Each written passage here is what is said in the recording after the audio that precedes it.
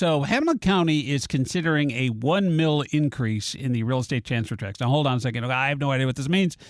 So a millage basically is $1 for every $1,000 that your purchase price is. So, you buy a $300,000 house, every $1,000, do the math.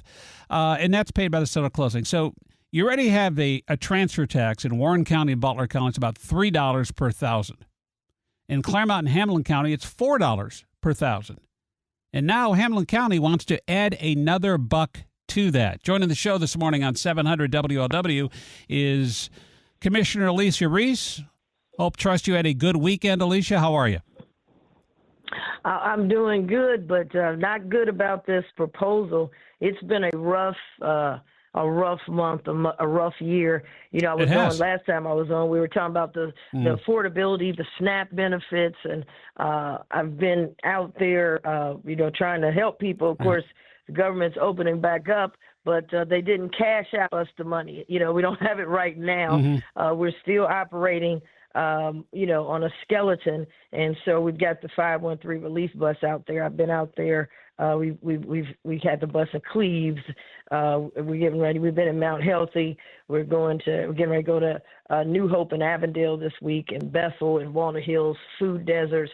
But I've been seeing and talking to people, just middle class families, even veterans who've been there. And while we're helping them with food, at the same time, they're still saying, hey, there's still affordability because everything is going up, and it's just making it harder and harder to afford anything. And so now we're getting ready to do the county budget, and we get the proposed budget from the administrator. That's how it goes. He gives us his budget, and then we've got to go in and look at it. And the thing that stuck out to me, I'm looking at the budget because I'm trying to figure out how can we make it affordable for folks who are out here struggling in Hamilton County.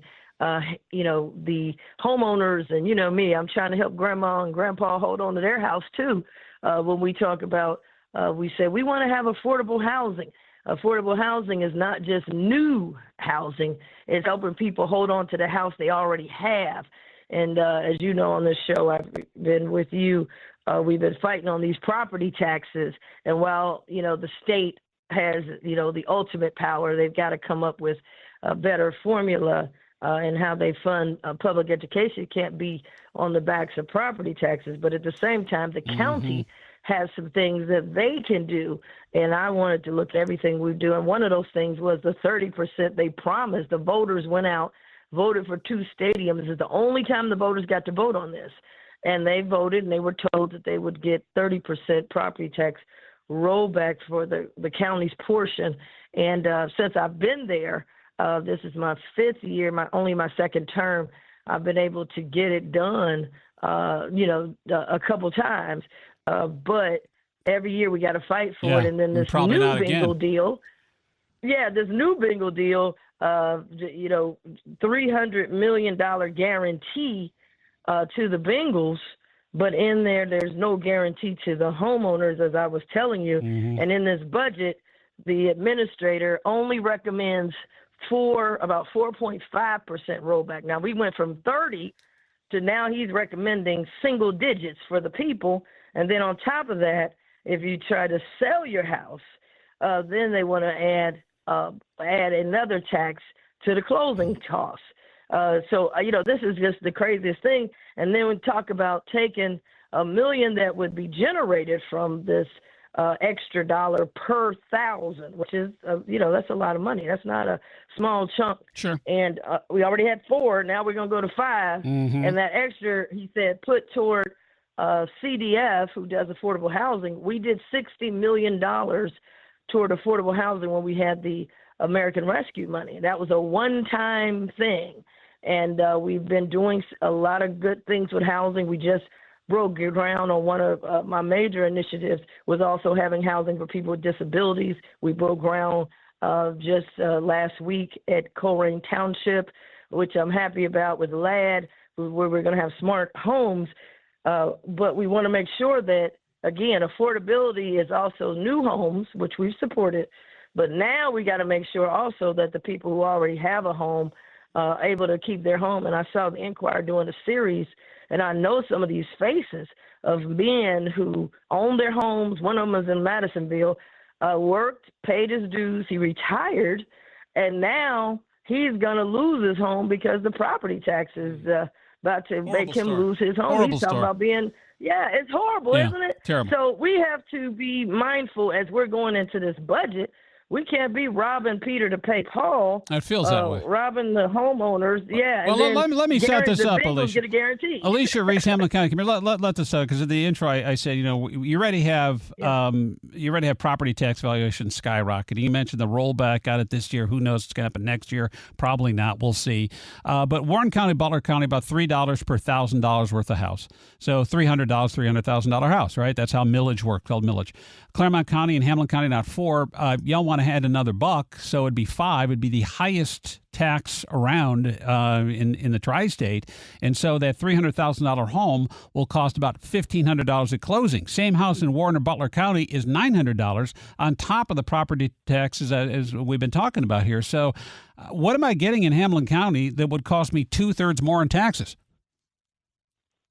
Well, I think you raised a great question. I mean, that is a great question. And when this came out, I've been getting calls from people saying, well, wait a minute, how is this affordable? Because some people will sell their homes trying to, some of them sell homes trying to make the ends meet. And now we're talking about it's going to be higher to sell, but we can't be the champion in Hamilton County that everything is higher. We can't be the county where it's hard to live here. It's hard to sell a house. It's hard to, to be able to live. And again, we can't have, I was telling the administrator and at an open forum, we have to have the theme. We can't have the theme that we're broke when it's time for the homeowners and the taxpayers. And let's just keep putting extra burden on them. And then in the same meeting, we'll have a big idea come in and we say, oh my God, we can find the money. We can find this. And I told him, I said, let's think a lot more creative, but we can't keep taxing the homeowners. And then on the other hand, I said, well, let's give the homeowners a 30% break. Oh no, we can't afford that. Oh no, we can't give them a break. No. We can't give them a break at all. And so, but you had money to do the stadium. And I think the way this team is this year, that's just bad optics.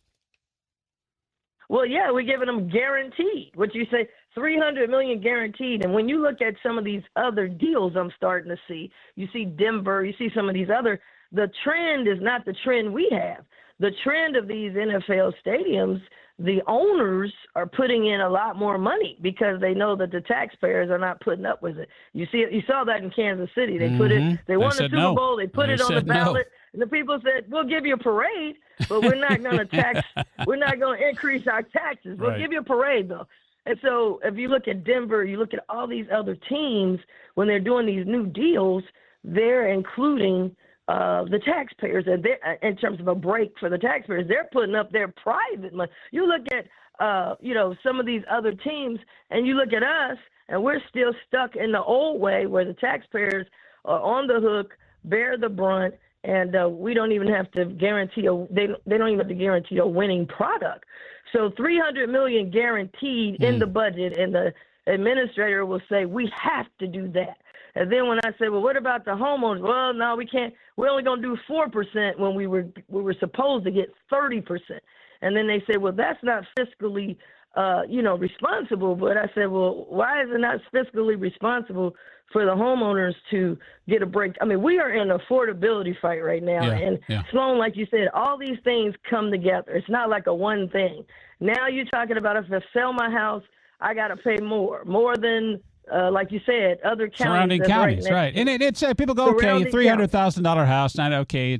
But again, enough crumbs, you make a loaf. And I get where Jeff Aludo, county administrator, he said that's a difficult budget to balance for sure. You got a budget that's going to be about 3.3% from this past year, just north of $400 million is the number. And, when you have expenditures growing, just the rate of inflation and the growth in revenue is not there, you got to look at getting other income sources in there too, because it's mandated you balance a budget. So in your world, Alicia Reece, then what do you do? How do you balance a budget and at the same time without sticking it to taxpayers? Yeah, well, I think number one, you look at all funds. You don't look at each deal as a separate deal. And that's what we've been doing. We should have been saying that when we had the Bengals deal. We need to look at everything and say, well, wait a minute, if we do this, it's going to hurt over here. We need to be looking at all things, but we don't do that. We look at a big deal comes in and we find money, and then we come back and now say, oh, we can't balance the budget now. We won't be able to. I think you start off with who are we supposed to be representing? Who are our shareholders? And you go and say, okay, our shareholders are the taxpayers of Hamilton County. So we got to, number one, keep that first and foremost in the forefront. And in homes, as you saw in that article, they'll be taken, right? If the person can't afford it, they're going to take that home, say maybe a Port Authority, for example. But when they take the home, they don't have to maybe pay the closing costs because they don't have to pay the taxes because they're going to put it in the land bank. So the homeowner, the gentleman that owns the house, he got to pay taxes, but now we're going to take his same house and put it in a land bank for a couple of years, and there's no tax getting collected on it. So that's another thing. The other thing I have an idea, it's time for us to look at everything creatively. I've asked Jeff Aludo, because when we get the budget, we just get these, buckets and high level. That's great. But where I come from, we got to have line items. And I told him, I said, I need to know every account that the county has and what's in it. Because what happens is maybe we can think of something more creative. The last thing I'll tell you that I am proposing that we look at is the liquor license. Now, at the state, we can't come and just add a tax to the liquor license.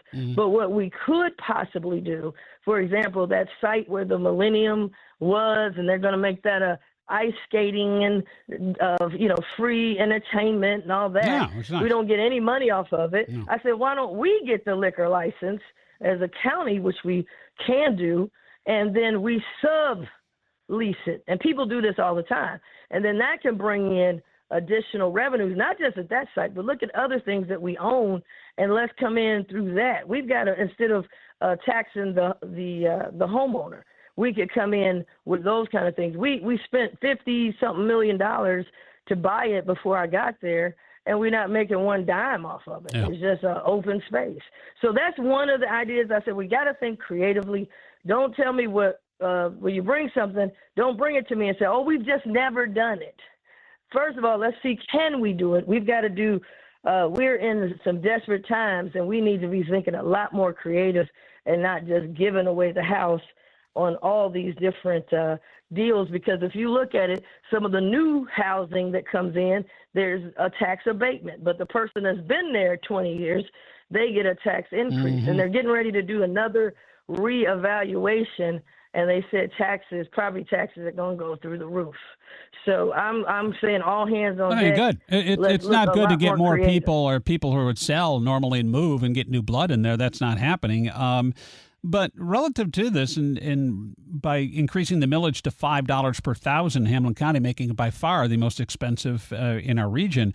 You mentioned affordable housing, but only like $1 million of the almost $5 million generated goes to affordable housing. So is that just a way to sell this and go, hey, we're trying to help? I mean, $1 million is not all that much money when you consider how big this budget is. No, it's not. It's not much money, and I think that maybe it sounds good, but we got to read through the fine print. You can't rob Peter to pay Paul. No. Make it unaffordable. Some people are forced to sell, or some people are selling because this is an asset. They got to sell it because they got to downsize. Some people that say, hey, I got to downsize so I can afford to live. And now you're going to make it even tougher for the person to even downsize and be able to sell the house, because the market will say, well, I'll go somewhere else and buy. The bottom line is we just can't keep adding to the consumers. We're talking buyer, consumer. We're adding there. And again, $1 million is not gonna get us. We put $60 million, and it's a one time. Right. Some stuff we did was a one time, and we did $60 million. We did it with CDF. They were able to stretch as much as possible, but you can't make it affordable on one hand and then on the other hand make it unaffordable. At the end of the day, a lot of people, they negotiate closing costs when they get ready to sign the deal, they try to negotiate. Where can I negotiate? What can I do? And so on one hand, we're saying we want more affordable, but on the other hand, we're always adding. And they always say, "Oh, it's just $1. Oh, it's just $2." And then when you add it up, Keeps like you going said, it's going up. I tell people all the time, they say, "Oh, they're only going to get $200. That's $200 of some medicine somebody can get, or $200 worth of groceries somebody can get." Right. And so all these things, Sloan, I'm fighting it, but keep your eyes open. So closing costs, they want to go up. Property tax rollback, we're going from a 30%. Now down to only 4.5% rollback. And then MSD in the budget, they're going with an increase of that for 4%. Yeah, it doesn't make it attractive to want to, do business or live or work in Cincinnati, but in particular in Hamilton County. She's Commissioner Alicia Reece all over this one. I know it's kind of a minor point. It's kind of a little bit real estate wonkiness going on here when you talk about these transfer taxes. But, again, as we've been saying, enough crumbs make a loaf. All the best. We'll chat again soon. Be well. Okay, it all adds up, Sloan. It does add up. One list, and at the end of the day, the consumer, the taxpayer, is the one that's getting all these bills, and everything's going up. So thank you for having me on, and keep your eyes. We got to keep our eyes on this before the bill comes to people or before they try to close on a house. You're a fiscal pit bull, Reece. You're a fiscal pit bull. All right. Take Thanks, care. Sloan. There you go. We got news on the way.